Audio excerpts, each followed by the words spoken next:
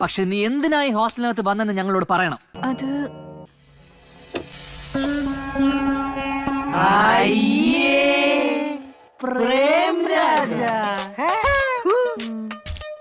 എന്നാലും അവനെയൊക്കെ ആരെങ്കിലും കയറി പ്രേമിക്കുവോ?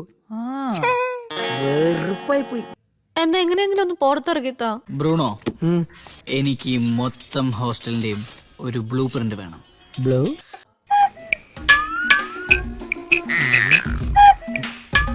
ഇതിലും അതൊരു ഫോട്ടോ എടുത്ത് കണ്ടാ പോരായിരുന്നോ? നീ എന്തോ ആലോചിക്കുന്നേ? അല്ല, ഇതിലിപ്പോ നമ്മളെവിടെയെന്ന് ആലോചിക്കുവായിരുന്നു. ഇനിയിപ്പോ ഒറ്റ വഴിയേ ഉള്ളൂ, മെയിൻ എൻട്രൻസ്.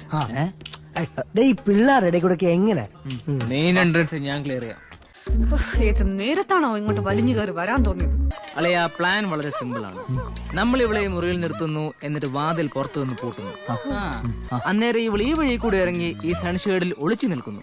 ചെക്കിങ് കഴിഞ്ഞ് ഫാദർ പോകുന്നു, നമ്മൾ വാതിൽ പുറത്തു നിന്ന് പൂട്ടുന്നു. എങ്ങനെയുണ്ട്? ഇത് നീ തന്നെയാ.